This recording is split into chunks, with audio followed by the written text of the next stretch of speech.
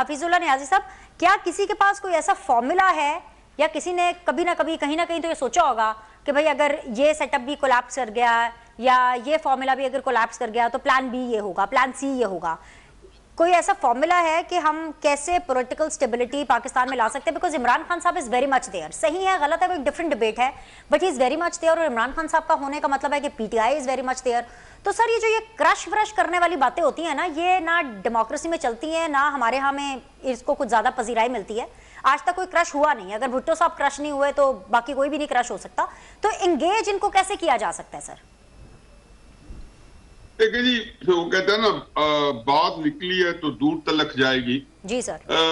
पहली बात तो यह है कि जो नवाज शरीफ को हटाया गया उसकी एक बड़ी वजह 2019 में जनाब बाजवा साहब की एक्सटेंशन आ रही थी और नवाज शरीफ साहब ने आज तक किसी जर्नैल को एक्सटेंशन नहीं दी थी अपने पूरे उनके जो दौर गुजरे और जितने उन्होंने आज तक आर्मी चीफ अपॉइंट किया। सबसे झगड़ा यही रहा है। राही शरीफ साहब ने भी इसलिए पूरे मुल्क की ईंट से ईंट बजा दी 2016 में कि उनको 2016 में एक्सटेंशन चाहिए थी। अब जब बाजवा साहब अपॉइंटमेंट के बाद उनकी नजरें 2019 में थी। अब 2019 के एक्सटेंशन के बाद बाजवा साहब की नजरें ये थी कि जी 2022 एक्सटेंशन में कैसे चुनूंगा। ये वो नुक्ता है जो कि आज जिसको कहना चाहिए कि फीड इन द सिस्टम, जो निजाम के अंदर जो जिन घुसाया गया है ना, असल जो क्रक्स है। अच्छा, इसमें एक बात जो इस बात जो असल निकलती है ये कि इस पैराए में चाहे वो दिसंबर जनवरी 2020-2021 के अंदर जो पीडीएम की मूवमेंट चली थी वो हो या वोट ऑफ नो कॉन्फिडेंस हो, बाजवा साहब कभी भी इमरान खान साहब को जो हटाना जरूर चाहते थे, लेकिन वो कोई ऐसी हुकूमत नहीं चाहते जो कि सर पे सवार हो जाए।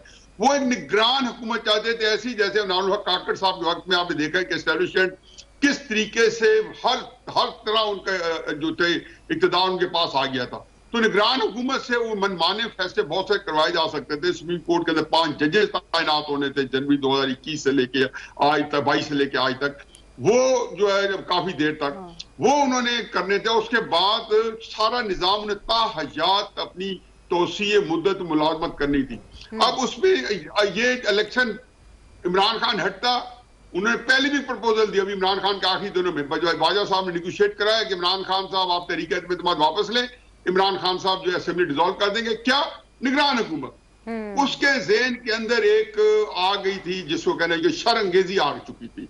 वो ये पाकिस्तान के बारे में कोई दिलचस्पी नहीं थी। वो चाहते थे कि जो हर बंदे, इमरान खान चाहता है जो पाकिस्तान हो मेरे मुताबिक सवार हो तो ठीक है, अगर नहीं है तो फिर पाकिस्तान की छुट्टी करा दो। यही बाजवा साहब ने और इससे पहले भी हमारे जितने डिक्टेटर्स आते रहे उनका बिल्कुल यही ज़हन के अंदर ये एक नुक्ता है। आप मुझे बताएं कि ये जो सारे हमारे 6 जजेस ने खत लिखा है, क्या इनके जमीर जो है ये यकदम सोई हुए जागे हैं? मैंने तो बहुत कम देखा कि जिसका बंदा का जमीर सो जाए, और हमने सोते देखा है। इस देखो खत के अंदर 2 चीजें अहम थी। एक चीज अहम ये थी, एक चीज ये थी कि उन्होंने अपने चीफ जस्टिस के खिलाफ ये कहा कि वो मनपसंद बेंचेस बनाता है। ये मनपसंद बेंचेस कब नहीं बने थे? क्या इससे पहले नहीं बनते रहे थे?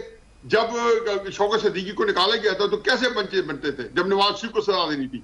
अब जब आप इसके ऊपर जैसे, और दूसरों का ये है कि जी जो इदारों की मुदाखलत है, तो जैसे इम्तियाज साहब ने कहा इदारों की मुदाखलत कब नहीं रही? इदारों की मुदाखलत तो मेरा ख्याल है कि जितनी खनाउनी हमने 4-5 साल 3 साल देखी है, आरटीएस सिस्टम देखा, 2018 का इलेक्शन देखा है, 2014 तो उसकी कार्बन कॉपी है। जाहिर है कार्बन कॉपी ज्यादा वक्त अंदाज में आएगी, ओरिजिनल होती है, फोटोस्टेट के अंदर वो क्लैरिटी नहीं आती, कुछ ना कुछ थोड़ी सी कमी पे रह जाती है। तो 2014 वही है। बाकी ये है कि जी चीजें जो है इन्होंने ऐसा वो कहते हैं ना कि एवरीथिंग इज फॉलिंग अपार्ट।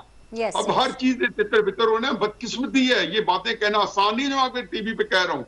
और फिर ऐसे बंदे को जो हम लोग जो है क्योंकि सीनियर लोग हैं, एक उम्र की इस उम्र में है कि हमारे मुंह से ये बातें अच्छी नहीं लगती कि हम आप जैसे बच्चों को जो है या नई नस्ल को जो नौजवान है उनको हम मायूस करके जाए। लेकिन इस मुल्क के साथ हमने किया क्या है और हुआ क्या है और जिम्मेदार कौन है?